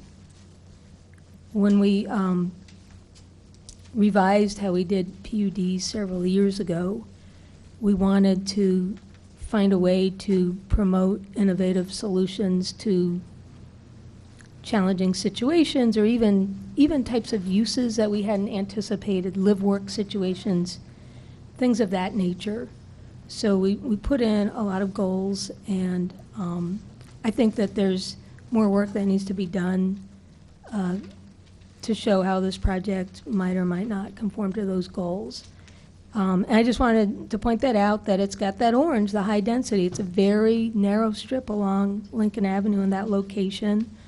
A lot of the commentary pertains to the larger area, and then we zoom in on the Lincoln-Busey, and we've got the design review board. Another challenge is how do we process a PUD and also get the design input. And we thought it made sense to start with the Plan Commission. I think having the neighborhood meeting was also helpful, because the Plan Commission's dealing with a bigger picture. The Design Review Board is going to be really looking at the building. And it could very well be that Design Review Board makes recommendations that would then trigger it needing to come back for a change to any PUD. So Plan Commission is a broad view. Obviously, there's a lot of interest. We're all learning, great testimony. We had a great neighborhood meeting. I know the architect and the developer are learning and listening and thinking, and I think you've posed great questions, and hopefully there will be some more specific responses when this comes back. What special problems are there in this parcel that couldn't be addressed by upzoning everything to the R5, which is the maximum that's allowed in this quarter, which would probably not, if we did an R5 project there with those heights and FAR, probably a lot of the concern tonight would dissipate. It appears to be an end run around the residential nature, because you're not going to be able to get it before. That would address it. You can do it before, but you can't do that because it's so far out of line with. So I'm trying to understand. It is the only path. I don't know that it's an end run, but it would be the only path to get a project anywhere near what they're proposing. The only way to do it is, because you're right, the rezoning really wouldn't be consistent. There is, maybe you could take the one part, there's mostly there R5 and one R4, and then, so maybe they could argue for that, but I think that this inset really says that this is what the vision is, the inset on map 8. And so that's what the plan is saying. It says high-density residential. It doesn't spend a lot of time on defining it. Gives you that map.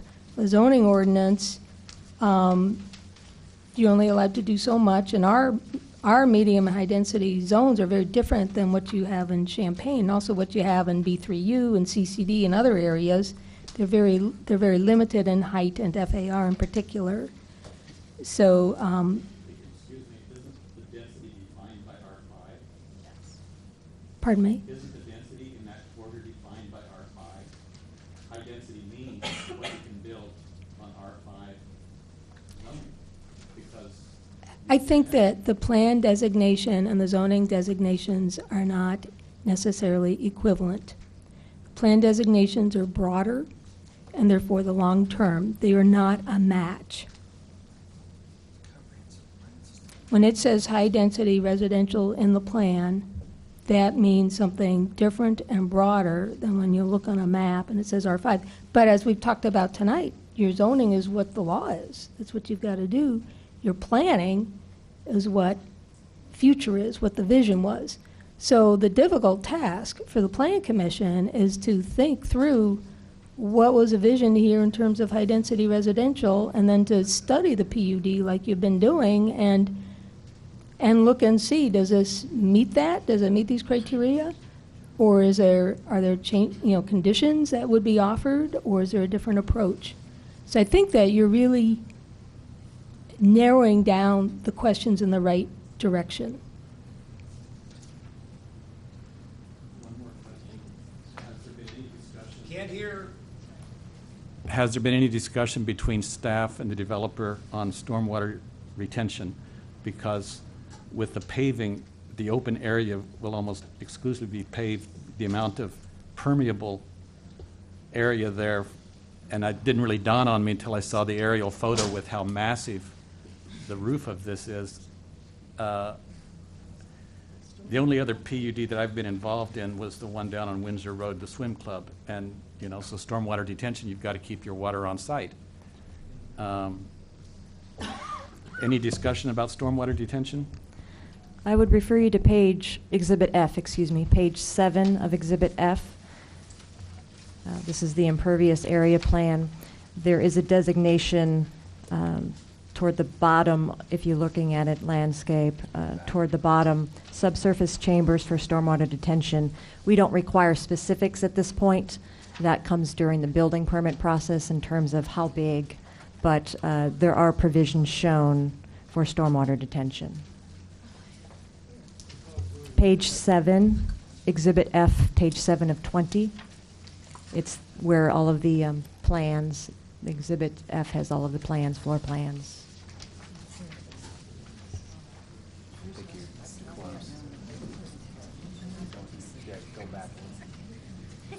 Oh, okay. All right. I don't know. Yeah, it's weird. All right. Do we have a further question while you're looking at that, Mr. Otto, or you good? Mr. Hopkins? I want to go in a slightly different direction, which may have procedural implications that I will need help with. I think the issue of whether we want to proceed with a PUD should be separated from what we want to achieve. There are advantages to the city and, from my point of view, to the Plan Commission to having a PUD. Because if a PUD is presented to us, we actually have a lot of discretion to, in effect, negotiate with the developer about how to use a set of 4 or 5 lots. Whereas if we drive the developer away from the idea of a PUD, we are left with development by right, which is not inherently better than what we can work out by a kind of collaboration over a PUD content. My sense, as based on evidence here, is I cannot see myself approving a PUD designation for this project as it currently exists. But we have had some experience, one example being the Windsor Swim Club site, where over iterations of proposals and feedback, we got in the end a pretty good proposal. And so my inclination would be to initiate procedure, and I think I know what that's going to mean, but I'm not positive, so as to keep the PUD proposal process open, but give some pretty strong feedback that things like the current height, the current mass, maybe the current density are not going to work on this site. But that also means some flip things. The PUD justification at the moment is basically the plaza and underground parking. That is, those are the things that they are not required to do. If we let them go R5, they can build on stilts. Okay? My sense, and I'm reinforced by Mr. Pleva's statements, is that the plaza doesn't actually work. I can understand from a design point of view why it works with the building, because first floor apartments facing a T intersection close to a street don't really work. But the plaza as a function doesn't work for this space. Now, underground parking, as indicated, is really expensive. So we're not going to get underground parking at R5 by right. If we want underground parking, we might be able to get that by a PUD negotiation. So I think I've said enough. What I'm mainly interested in is proposing a strategy, which I think means continuing it, but also giving explicit feedback from the commission as part of our deliberations, not simply continuing it for further analysis by staff. That I think is not what we need here. I think we need redesign and feedback. I tend to agree with you. Do we want to go so far as to try to give some strong suggestions as to what we think of the current proposal and mitigations or changes that we might be able to, that we would like to see, without getting too specific, of course? So in other words, I agree with you. I can't support this. The building's too big. And so, but on the other hand,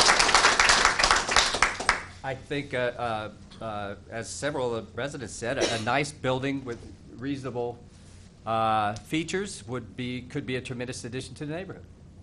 So I'm with you. I think that we should try to keep this open and keep working on it. Anybody else care to weigh in?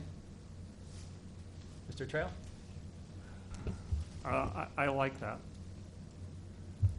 Partially because, now I'm not a 50-year resident of Urbana, but I've lived in lots of places, and some of them near universities. And there's always a lot of demand, and I think there's going to be increasing demand for places to live very close to the university, because I think car usage is going to get lower and lower. So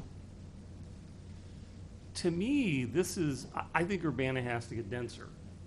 It's the how Urbana gets denser that's the big issue. And to me, when I look at this, there are some good aspects to it. There are some not so good aspects to it. On the other hand, this particular location, right on the university edge, it's better than, more widespread investor blight. I mean, I have lived places where they would have looked on, long-term neighborhood associations would have looked on this as good, because it's, okay, soak up the demand over there on the edge of the university so that it takes some of the pressure off of, people wanting to buy up older, larger houses and subdivide them and all of that. Not saying that's exactly the situation here, but to me, I think this is a prime location for significantly denser development. The issue is how we do it and how we arrive at that, and I think something along the lines that you're talking about. Besides, I think, if you live in a close neighborhood next to someplace like the university, and if you try to get in a position where you completely block any kind of new development, it just means now they start widening the roads because everybody's living farther out and driving. So there's no perfect answer. That's the problem. To the extent that probably something's going to develop there, I think the idea that keeping it in the planned unit process can let the neighborhood maybe have more input over time, I think. Thank you. Any further commentary? Mr. Otto? I like what you said. Yeah. I liked what you said about, having input into the design. But even if it were straight R5, the design review board still has to sign off on any design, and I believe it would be hard to get a house on stilts approved in that quarter. I don't know if it's explicitly forbidden in the guidelines, but there are the appearance and the suitability and the fit with the architectural styles. There's another vehicle there, not this body, but another vehicle there to have input into the design. Yeah, but I guess part of my thing here is that to the extent that Speak into the microphone, please. Sorry, if something's going to go in, this is the point to make some trade-offs, to get some things that, I wish I had, if I'm going to go start looking at the Busey corridor stuff. I want to study that better too. Yeah, I want to look at that carefully and see, but just. I think that was Mr. Otto's point with the questions. What is the benefit that we're getting in return for the flexibility of the PUD? And I think maybe you didn't see it. You didn't see enough of it. I'll be more direct. It looks to me like we're getting a B3 building here. Without the benefits of a PUD. And we're getting a plaza, and they're going to have some parking for a B3 building someplace. They could do it on the second and third floor or wherever, but they have to do the parking. So, and I don't see, when you look at the purpose statement of the PUD, the purpose of a planned unit development is to encourage development that goes beyond the minimum zoning and development standards in terms of design, public amenities, innovative green construction, implementation of comprehensive plan and other official development plans. So the comprehensive plan and the Busey corridor, that's all part of the things the Busey corridor plan is something we should have read up on for tonight because it is one of the official planning documents. In exchange for public amenities, developers are granted flexibility, and that's why I pushed on what does flexibility mean, because it looks like when you're doing multiples of what's allowed by right, assuming the whole lot would be R5, I think flexibility is saying I can almost do this if you'll give me 5 or 7% here. That's flexibility. When you're doing multiples of what's granted by right, that looks to me like you're trying to put in a B3 building in an area that pretty clearly, on all of the city documents, it's not intended to be B3. And so these amenities may include bicycle trails. Well, that's not going to happen there. Public art could happen in the plaza. Unique architecture. Protection of natural resources. There are some trees they're going to keep. Green design and building. For developers, flexibility allows more creative development that encourages infill development provides a wider variety of housing choices. I don't see how the units there are, I mean, I ask if they're different than the competition that they will be marketing against. I don't see that meets a market niche. It looks to me like it'll be in competition with a lot of buildings that are springing up all around town. So I'm trying to understand what are we Yeah, getting? sure. And I think the scale of what they're asking for dwarfs anything that the community is getting in return. Yeah, I hear you. Okay, any, Mr. Storr? Thank you. Hope I'm kind of continuing along a proper line of discussion here, but and getting back to some of the earlier questions about lead development, I didn't see any, don't remember seeing anything about geothermal or solar for the facility. I'm pretty darn concerned about traffic flow at that area. There's a very short block to a controlled intersection, and that area is just thick with pedestrians. And I'm very concerned about the extra pedestrian load and extra vehicular load added to what amounts to an artery. And I'd certainly like to see either the developer or the staff kind of offer some suggestion, maybe like no turns during a particular time, or no left turn from Nevada onto Lincoln, or it's something to kind of help try to exacerbate the pedestrian and traffic. I know it seems like a really trivial darn thing, but it's been a chronic problem in historic East Urbana neighborhood. Where is the dumpster? Where is the trash thing? I've looked through here. I haven't seen that, and I can't even find. I can't find the thing on page 7 where that shows where the stormwater retention is either. I guess Okay. I can find the page Yeah, reference, but the trash is shown next to the on-grade parking. I'll get you that page in just a second. All right, thank you. Any further discussion at this time?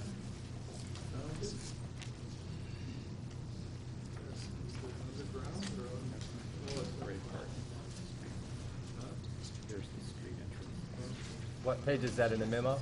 Page 7 of 20, Exhibit F, page 7. Exhibit F, page 7 of 20, if you're looking for the dumpster.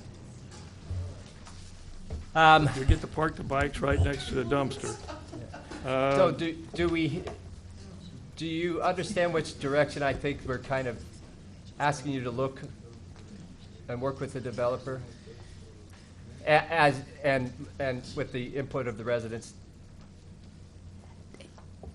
Yeah, I actually think, between now and the next meeting, maybe there's suggestions or study some of the materials, look around, and I think the more specific the suggestions, probably the better. And I do recall that iteration both for the swim club and for the neighbor house, which are the two other PUDs that have been processed. There were very significant changes that occurred through the process. So, I think we have a few weeks.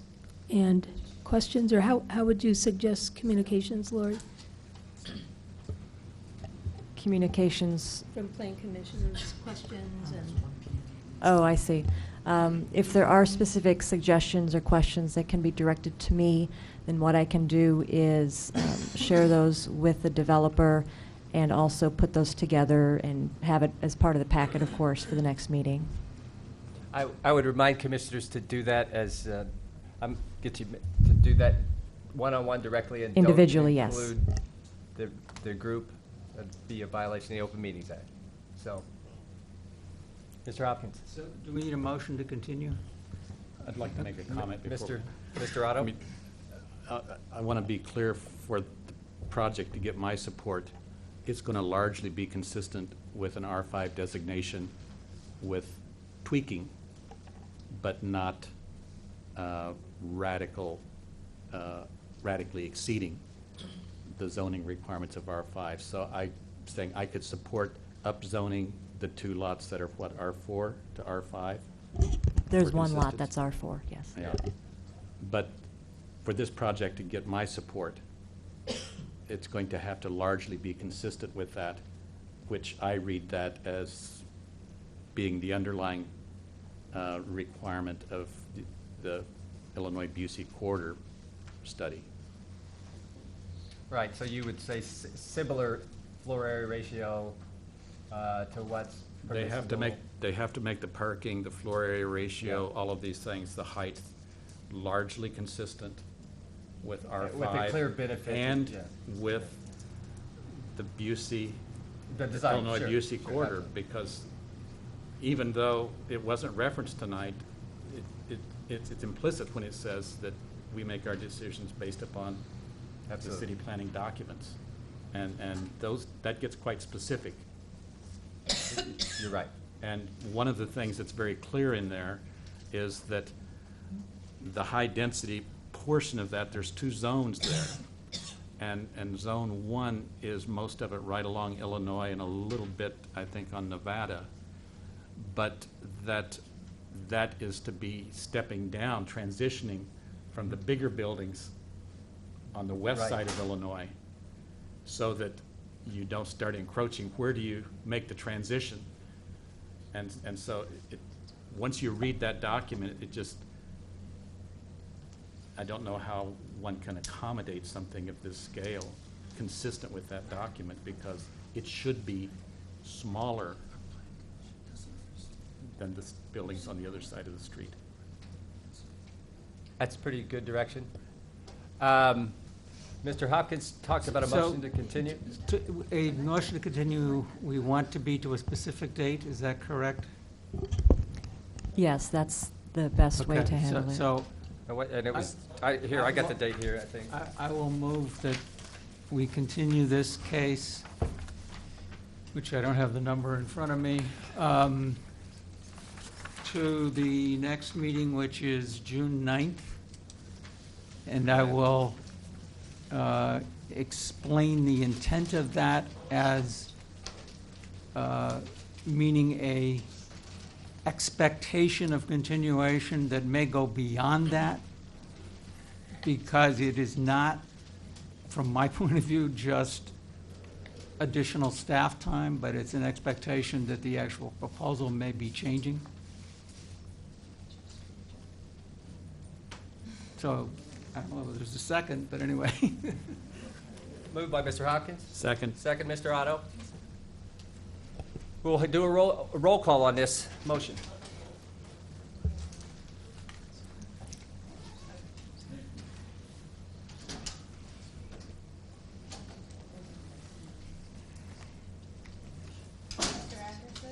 Aye. Mr. Mitch? Yes. Mr. Hopkins? Yes. Mr. Otto? Yes. Mr. Stewart? Yes. Mr. Trail? And Mr. Turner? Yes. That motion passes. So we will resume this public hearing on June 9th, reopen public input, and hear from the petitioner again, and then deliberate some more. All right.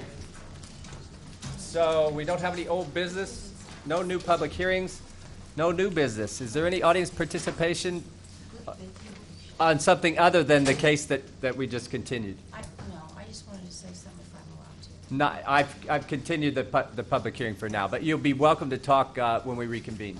Thank you. Let's not sit, let's not make our zoning laws for sale. Actually had like prepared statements that read them.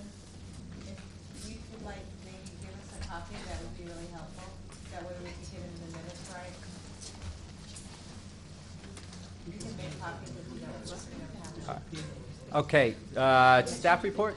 I just wanted to report that the item that you heard at your last meeting, the rezoning of 805 North Lincoln, was heard by City Council this week, and you had recommended denial. City Council did deny that rezoning.